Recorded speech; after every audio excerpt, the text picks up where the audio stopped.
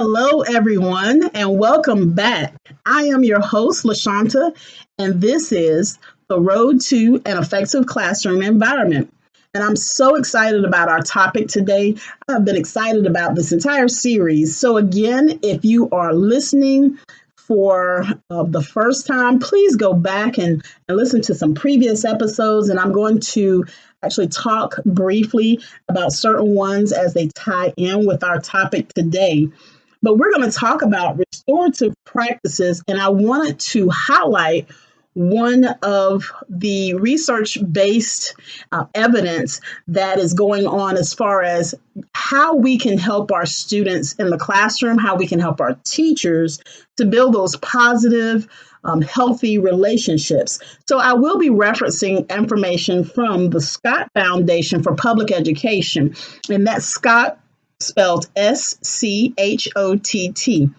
this is one of the foundations that I really enjoy. There's a free toolkit for teachers that's online. So if you have an opportunity, you can go to that. And again, we're going to talk about restorative practices in the classroom. I hope everyone is enjoying their summer break. Some of you are already on your summer break, and so that's awesome. I hope you're taking the time to rejuvenate, revitalize, and to get pumped up and ready for the next school year. But you also have to take the time to rest. So if you're already on spring break, that's awesome. Those of us that have a few days or we're almost there, you can hang on. You've got that stamina. You can do this. And your students are going to love you for sticking in there and making sure that they are fully educated all the way up until the last day. So happy summer break to those, and happy summer upcoming break for others. So let's take a look at what are restorative practices. Let's get a good running definition for what that is. And restorative practices are processes that proactively build healthy relationships and a sense of community to prevent conflict and wrongdoing. So that term conflict, that is what our emphasis will be. How do we handle conflict in the classroom? And I'll give you a couple of examples of how using restorative practices can help you. And so this is our spotlight research for this episode is restorative practices. I have always reflected back on what I did in the classroom, and I was in the classroom for 9 years. And as I made my transition to administration, I wanted to think about some of the things that I did that was effective, because I wanted to pass that knowledge on to those new teachers or to teachers that may have been in the game for quite a while and may have forgotten some concepts. One of the things that I enjoyed about being in the classroom is that I built the relationships with my students, so we didn't have the conflicts that other teachers may have experienced. And it's not to say that I never had an issue, because I'm going to give you an example of a conflict that took place in my classroom and how I handled that. But this self-reflection is an important piece, and we've talked about it in some of our other episodes with this podcast, is making sure that you reflect daily. How did your day go with your students? What can you do to improve? What are some things you want to continue? And so that self-reflection piece is so very important. So let's go ahead and get into our discussion. Restorative practices has been around, as far as a name for it, it's been around since the early 90s. And there are quite a few districts, school districts, that actually have where restorative practices are used by the district as a whole or by a school system. We've got Boston Public Schools, Denver Public Schools, Madison Public Schools, or just a few to name. But this is a concept that focuses on the healthy relationships, but it goes deeper. It looks at those strategies that you can implement, not just at the classroom level, but also at the school level, as well as the district level. But for our convenience, we're going to talk about the classroom level. But keep in mind that in order for something to be effective overall, you want to see this operating at least school wide. And even at its most effective level would be if it's operating district wide. But again, I'm focusing on teachers and giving you some tools and tips that you can think about for your classroom so you can be successful in your classroom and have that effective classroom environment. But I did want to throw that caveat out there that these are practices that you can do within your classroom. But as the research discusses, this is at its most effective level when it's carried out district wide. So let's go into an example of a conflict, because again, we're going to focus on how we deal with conflict. And in one of our episodes, we talked about our classroom management plan, and I gave you some tips on how you can put that together, some things to remember, whether you're using the term rules or if you're using the term, you're looking at expectations instead of rules. But we had a discussion about our classroom management plan. So I wanted to hone in on dealing with conflict because there are several formal ways of dealing with conflict and informal. So we're going to focus on the informal. And there are some formal ways that I can discuss with you. It's one of the trainings that I have gone through about 4 or 5 years ago, and it's highly effective. So if you're listening to this and you are curious about the formal restorative practices, we can discuss that, and I'll give you my email address at the end of the segment. But we're going to talk about the informal. So let's use the example of, let's say you have 2 students in your classroom and they are having some type of verbal situation. Let's say that you hear the one student who's louder and you don't hear what the other student said to trigger the phrase, "your mama." That is the quickest way for students to get involved in altercations. It goes back to the beginning of time is saying "your mama." So let's say that you hear the louder student yell out "your mama," and you're up there engaged in your lesson, and students are all looking and they're engrossed in what you're talking about. And let's say this is during your direct instruction, and you hear those words. How do you address it? Well, the most effective way to address that would be to use proximity. And we talked about that in one of our other episodes, using some nonverbal cues. And we're going to talk about the proximity because there are other things you can do, but they may not be as effective. It all depends on one word that we have used in our episodes, and that's consistency, as well as training. You have to train your students to know how to handle one of those nonverbals. If it hasn't been taught, our students come to us not knowing how to deal with us, and they come to us without us knowing how to deal with them. And that's during that process of time when you are learning who your students are, learning their quirks, their qualms, and you have to get an understanding of who your students are. And there has to be some level of expectations that are set, but you also have to train your students to know how to respond or what is the most proactive way to respond to a nonverbal cue. So let's say that you start off by just walking over to the student that said "your mama," walking over to that student's desk, and you may just put your hand on the desk. You may walk away a few steps and just stand there for a minute. But during this time, what are you still doing? You're teaching. You're still going to teach your lesson. And then you do the same thing with the student who you may not have heard what he or she said to the other student that said "your mama." But you do the same thing by addressing both behaviors using the nonverbal cues. Now, you're not even sure if what the student said who you didn't hear, you're not even sure what was said, but you are recognizing and you are letting others know that, hey, I know something's going on. And then you are still continuing with your lesson. The next step, you can do a variety of different things. You can either get the student started on a short activity such as reading for about 5 minutes, because really you should not take too much time to address the students that have the conflict.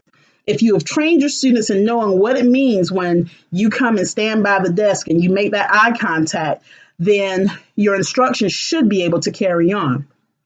So let's say that you take about 5 minutes to talk with the students and you realize I'm not getting anywhere with the two of them. There's still an issue. You want to be able to talk with the students and tell them, I want you back in my classroom because we have a lot of information to cover and it's going to be best for you to remain here. But from this point on, we do not need to have any other outbursts in the class. And then that is also when you can refer your students at a later time at the end of that class to peer mediation. If your school has peer mediation, that's an awesome way for both students to kind of talk out what's going on. If peer mediation is not available, then your guidance counselor can also be a part of that mediation process. Because at this point, we don't want to call the students out and send them out of the classroom. Why? Because then they can't get the information. And I know that we have districts that are one-to-one and they have this awesome technology where they're using Microsoft Office and you're using Edmodo and you're using all of these different types of platforms in order to get information to your students. But there's nothing that's more impactful than that student being in that classroom with that classroom teacher. So that's just one simple way to use restorative practices. And as I said, it's informal. It's a way to maintain the instruction as it's going on, and you're not drawing so much attention to what's going on. Now, there are levels to conflict that go beyond the using the basic informal ways of restorative practices. There are some other conflicts that go beyond you being able to handle those in the classroom. And again, those are concepts that, again, if you're interested in finding out how can I reach my students who are just the students that really just don't get it for one reason or the other, the student just doesn't get that conflict is just not going to take place in my classroom for whatever reason. There are some things that I can work with you on if you are open to that. There are some concepts and some strategies that we can go into detail with. But for this level, we are looking at those things that you can control because, again, my philosophy is if you start out the right way, not just the first day of school, but you have to go back to the mentality that you had or have when you came into education, which is keeping a positive focus on what you are truly there for. Because if you continue to look at your students in a positive way on a daily basis, then you will have fewer conflicts in your classroom. And I'm not saying that it's easy. It is by no means easy. About that example, I wanted to share with you all. Now, for the 9 years that I was in the classroom, I wrote very few referrals. I could probably count on one hand. I may have written 5. I'll go back and check because I'm one of those. I also have kept my students' rosters over time. But I may have written 5 referrals in a 9-year time span. And it's not to say that I allowed things to be swept under the rug because I didn't. I just had a no nonsense tolerance for students coming in and not wanting to learn. So there was one day, and I think this may have been my 4th or 5th year in teaching, and it was during the change of classes, and there were 2 male students, freshmen, that actually got into an altercation right between the arch and coming into my room. They got into an altercation right there, and then it came into my room. And for that 2.2 seconds, all I saw was red. But I used my big mama concept even then as a younger educator. And I was like, oh, no, we are not going to have this happening. And I used my voice and I went over to the situation and broke the students up along with my students in the classroom as well. There were some boys that came to the rescue and split them up. And because I had that relationship with the students in that particular class, they were willing to step in.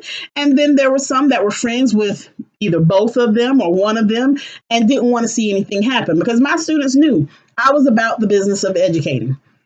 And so it lasted for about 3-4 seconds.